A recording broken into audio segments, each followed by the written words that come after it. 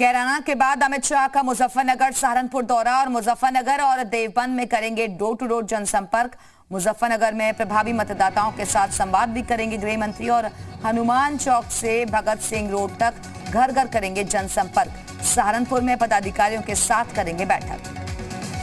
तो कैराना के बाद अमित शाह का मुजफ्फरनगर सहारनपुर दौरा, जो कि काफी अहम माना जा रहा है। तैयारियां पूरी कर ली गई हैं। आज घर घर जनसंपर्क अभियान चलाया जाएगा। डोर टू डोर जनसंपर्क करेंगे गृह मंत्री और मुजफ्फरनगर में प्रभावी मतदाताओं के साथ भी संवाद होगा। हनुमान चौक से भगत सिंह रोड तक घर घर ये जनसंपर्क अभियान चलाया जाएगा। सहारनपुर में पदाधिकारियों के साथ बैठक का भी कार्यक्रम बताया जा रहा है। तो गृह मंत्री अमित शाह के साथ ही तमाम जो बड़े नेता हैं वो भी घर घर जनसंपर्क अभियान चला रहे हैं। डोर टू डोर कैंपेनिंग का सिलसिला लगातार जारी है और इसके साथ ही आगे की रणनीति भी तैयार की जा रही है। और आज मुजफ्फरनगर सहारनपुर के दौरे पर रहेंगे गृह मंत्री अमित शाह, जहां मुजफ्फरनगर और देवबंद में वो डोर टू डोर जनसंपर्क करेंगे।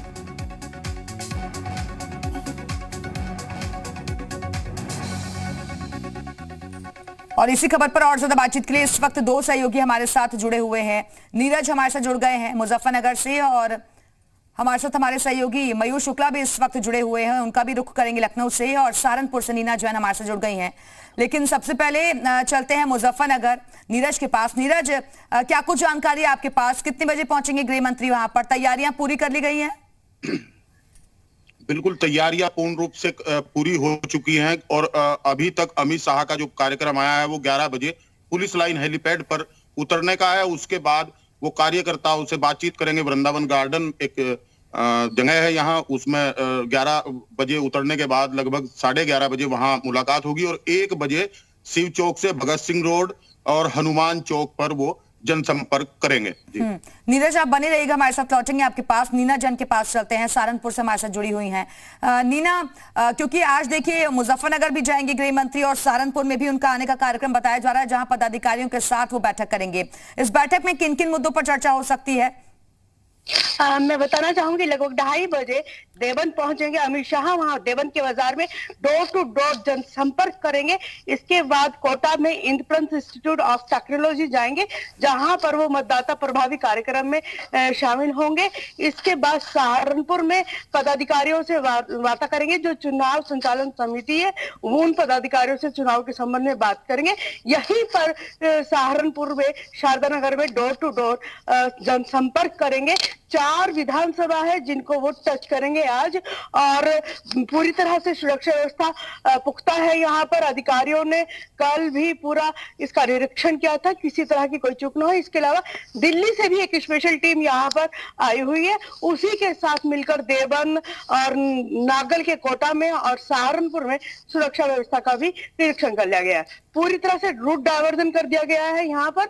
और फिलहाल अब लगभग दोपहर 2:30 बजे से अमित शाह के आने का इंतजार है। बिल्कुल, 2:30 बजे का कार्यक्रम बताया जा रहा है। अमित शाह के वहां पर पहुंचने का तैयारियां पूरी कर ली गई हैं। नीना जैन, आप बनी रहिएगा, हमारे साथ लौटेंगे आपके पास। मयूर शुक्ला के पास चलते हैं, वो भी लखनऊ से हमारे साथ जुड़े हुए हैं। मयूर, जिस तरीके का दौरा, जिस तरीके का जनसंपर्क इस वक्त हम पश्चिमी उत्तर प्रदेश के लिए देख रहे हैं, कहीं ना कहीं बीजेपी को नजर आ रहा है कि जो थोड़ी बहुत नाराजगी है उसको कैसे दूर किया जाना है, क्योंकि शुरुआत यहीं से होनी है और फैसला भी एक तरीके से कहें तो पश्चिमी यूपी से ही आएगा।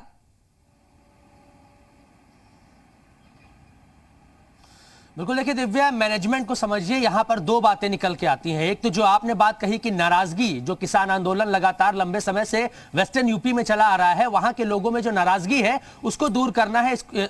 इसको लेकर पार्टी के शीर्ष नेतृत्व के जो नेता है, चाहे वो मुख्यमंत्री योगी आदित्यनाथ हो, जेपी नड्डा हो, अमित शाह हो, लगातार दौरे कर रहे हैं। लेकिन दूसरा एक पॉइंट ये निकल के आ रहा है कि इससे पहले अमित शाह कैराना में थे, जहां पर पलायन के मामले सामने आ रहे थे। वहां पर लोगों में जाके जागृति जगाई और वहां के जो लोग हैं उनमें विश्वास पैदा किया।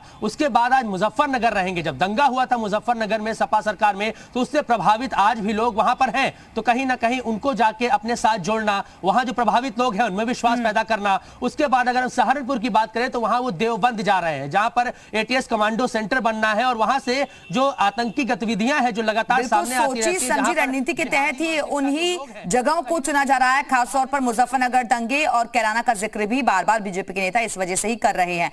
मयूरा बनी रहेगा, हमारे साथ लौटेंगे आपके पास अगली खबर पर। और नीना जैन और नीरज, बहुत बहुत शुक्रिया आपका हमारे साथ जुड़ने के लिए, जानकारी देने के लिए। बहरहाल बढ़ते हैं आगे। आज इटावा, बरेली और औरैया में प्रचार करेंगे जेपी नड्डा। प्रचार से पहले बजरंग बली का आशीर्वाद भी लेंगे जेपी नड्डा, और भोजीपुरा विधानसभा में घर घर पहुंचकर जनसंपर्क भी करेंगे जेपी नड्डा। इटावा क्लब में पदाधिकारियों के साथ संगठनात्मक बैठक करेंगे और इटावा में घर घर जाकर योजनाओं के बारे में भी लोगों को बताएंगे। औरैया में प्रभावी मतदाताओं के साथ संवाद का भी उनका कार्यक्रम है।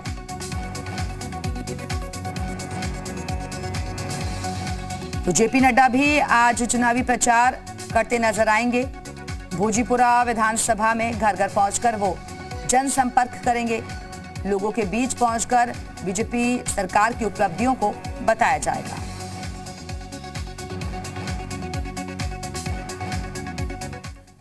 उधर सीएम योगी आज गाजियाबाद और बागपत का दौरा करेंगे और डोर टू डोर जनसंपर्क कर चुनाव प्रचार को धार देंगे। गाजियाबाद में पदाधिकारियों के साथ बैठक करेंगे और बागपत में प्रभावी मतदाताओं के साथ संवाद का भी उनका कार्यक्रम है। करीब 2 बजे जनसंपर्क अभियान के तहत वो प्रचार करेंगे। तो मुख्यमंत्री योगी आदित्यनाथ भी आज चुनाव प्रचार में व्यस्त रहेंगे और गाजियाबाद और बागपत का उनका दौरा, जहां वो जनता के बीच पहुंचकर बीजेपी सरकार की उपलब्धियों को गिनवाएंगे। जनता से एक बार फिर बीजेपी के पक्ष में वोट की अपील की जाएगी। नेताओं की तरफ से डोर टू डोर कैंपेनिंग लगातार जारी है। तो सीएम योगी आज गाजियाबाद और बागपत के दौरे पर रहेंगे। तकरीबन 2 बजे जनसंपर्क अभियान के तहत वो प्रचार करेंगे। प्रभावी मतदाताओं के साथ संवाद का भी बागपत में उनका कार्यक्रम बताया जा रहा है और सुरक्षा व्यवस्था भी चाक चौबंद है। तो गाजियाबाद में पदाधिकारियों के साथ भी वो बैठक करेंगे और मतदाताओं के साथ बागपत में प्रभावी संवाद करेंगे। तो एक तरफ गृह मंत्री अमित शाह, मुख्यमंत्री योगी आदित्यनाथ भी और जेपी नड्डा भी आज चुनाव प्रचार पर रहेंगे। तो बीजेपी ने दोबारा से सत्ता वापसी के लिए पूरी ताकत झोंक दी है। 5 राज्यों में 690 सीटों पर चुनाव होना है, लेकिन सबसे महत्वपूर्ण, सबसे बड़ा राज्य उत्तर प्रदेश माना जा रहा है। और इस वक्त 2 सहयोगी हमारे साथ जुड़े हुए हैं। अजय कश्यप भी हमारे साथ जुड़ गए हैं, बरेली से हमारे साथ मौजूद हैं, और साथ ही साथ मयूर शुक्ला भी लखनऊ से हमारे साथ जुड़े हुए हैं। लेकिन सबसे पहले अजय के पास चलते हैं। अजय, क्योंकि लगातार हम देख रहे हैं कि तमाम जो राजनीतिक पार्टियां हैं डोर टू डोर कैंपेनिंग में अब व्यस्त नजर आ रही हैं, क्या कुछ तैयारियां बरेली में आप देख पा रहे हैं? वहां पर किस तरीके का मुकाबला नजर आ रहा है? देखिए शिल्पा, बताना चाहूंगा बरेली की अगर मैं बात करूं तो बरेली में 9 विधानसभाएं हैं और 9 के 9 भारतीय जनता पार्टी के खाते में है। और ऐसे में जो है जो भाजपा का आला कमान जो है वो बहुत ज्यादा निगाह रखा हुआ है। देखिए कल की अगर मैं बात करूं, जेपी नड्डा जी आए थे, फरीदपुर में डोर टू डोर कैंपेनिंग करी थी और रात्रि प्रवास भी उन्होंने किया। और साथ ही बरेली की जो 9 विधानसभाएं उनके जो प्रत्याशी हैं और उसके जो मुख्य नेता हैं उनके संग उन्होंने बैठक की, जीत का मंत्र दिया। और रात्रि प्रवास के बाद आज सुबह की अगर हम बात करते हैं तो आज सुबह का जो कार्यक्रम जेपी नड्डा जी का है वो बड़े बाग हनुमान मंदिर में सबसे पहले वो सुबह पूजा करेंगे। पूजा करने के बाद जो है फिर वो वहां से भोजपुरा रवाना होंगे और भोजपुरा में जो है डोर टू डोर कैंपेनिंग करेंगे। वहां भी जो वहाँ भरोलाल मौर्य भारतीय जनता पार्टी के प्रत्याशी है उनके कार्यकर्ता और उनके साथ बैठक लेंगे। उसके बाद यहाँ से रवाना होंगे। शिल्पा, साथ ही मैं बताना चाहूंगा कि बरेली मंडल जो है भारतीय जनता पार्टी का गढ़ कहा जाता है। 25 सीटें, 25 में से 23 भारतीय जनता पार्टी खाते में है। और उसके साथ ही जो भी जो चाहे वो समाजवादी पार्टी हो या बिल्कुल अजय, आप बने रहिएगा, हमारे साथ लौटेंगे आपके पास। और बागपत चलते हैं, कुलदीप वहां से हमारे साथ जुड़े हुए हैं। कुलदीप, बागपत भी आज मुख्यमंत्री को पहुंचना है, वहां पर किस तरीके का कार्यक्रम रहेगा?